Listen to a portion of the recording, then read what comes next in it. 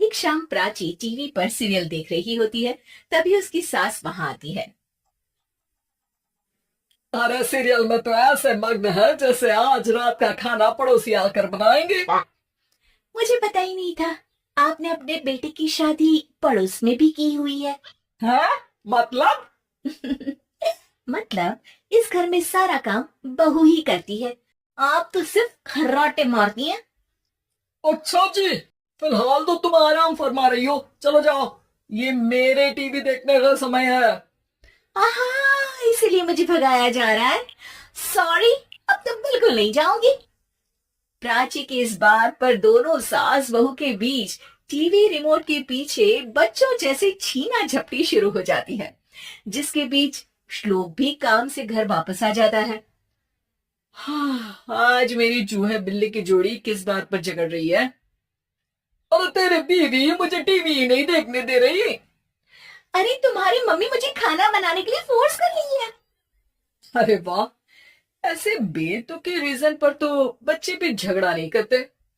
अरे मुझे कुछ मत बोल, सब इसने ही शुरू किया है। हाँ हाँ, जैसे आप तो बहुत दूध की धूली है ना। अरे बस, दोनों चुप। प्राची जाओ, खाने की तैयारी करो। और माँ तुम छोड़ो, तुम्हें क्या बोलूं, शांति से अपना सीरियल देखो। मुझे दोबारा लड़ने की आवाज सुनाई नहीं देनी चाहिए। ऐसा बोलकर श्लोक वहां से चला जाता है, जिसके पीछे पीछे प्राची भी कुछ न कुछ बड़बड़ाते हुए रसोई में चली जाती है। हाँ हाँ, सासू जी को तो कुछ बोलेंगे ही नहीं। बस मुझ पर ही हुक्म चलता है, खाना बनाओ, जैसे मैं इनके घर में खाना बनाने के लिए आई हूँ। इसी तरह शाम बीतती है और रात को श्लोक और प्राची की सास खाना खाकर सोने चले जाते हैं। लेकिन प्राची गुस्से में कुछ खाए बिना काम में ही लगी रहती है। इस घर में किसी को घंटा फिक्र नहीं पड़ता, मैं खाऊं या भूखी रहूं। प्राची कुछ देर के लिए रसोई से बाहर जाती है और जैसे ही वापस आती है तो वहां दूध का भरा ग्लास देखकर हैरान रह जाती है। फिक्र पूरी है, बस दिखाना नहीं है। प्राची दूध पीकर सोने चली जाती है और अगली सुबह एक बार फिर सास बहू का कार्टून नेटवर्क स्टार्ट हो जाता है। ये तुमने ही किया है। अरे, अजीब जबरदस्ती है। मैं बोल रही हूँ मैंने कुछ नहीं किया। दोनों ने मिलकर पूरे घर को पागल खाना बनाया हुआ है। यहाँ कोई नॉर्मल इंसान तो रह ही नहीं सकता।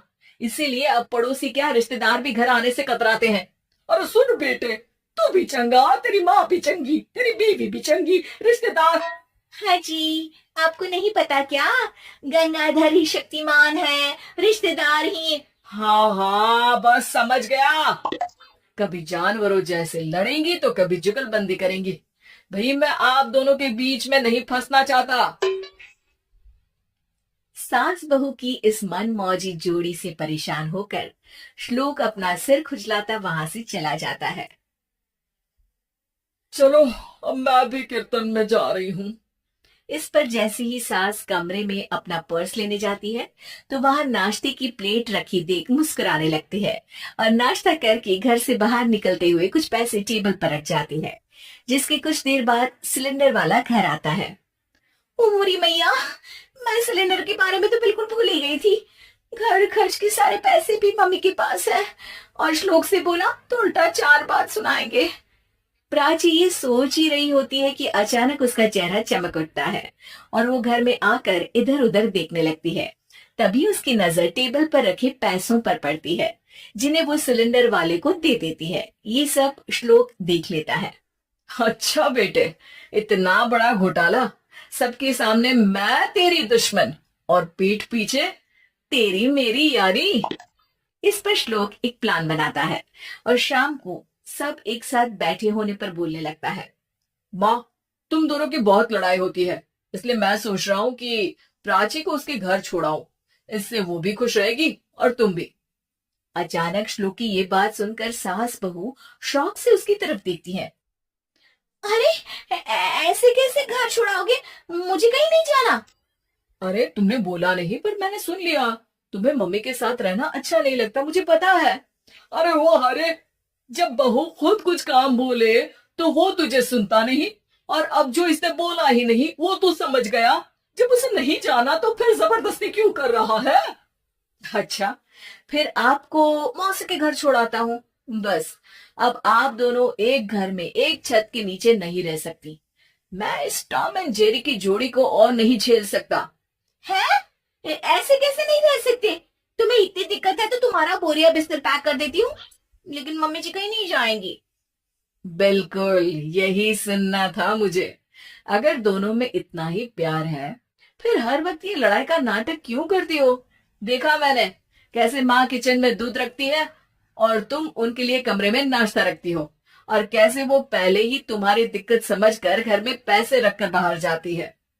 अरे भाई, इतना ड्रामा तो डेली सोप में भी नहीं होता जितना तुम दोनों ने इस घर में फैलाया हुआ है।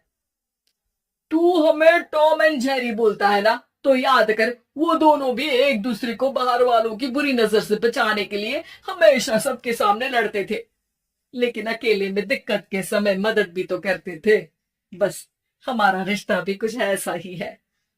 और वैसे भी अगर सास बहू में तू मैं नहीं होती तो दुनिया वालों को कहानियां कैसे मिलेंगी?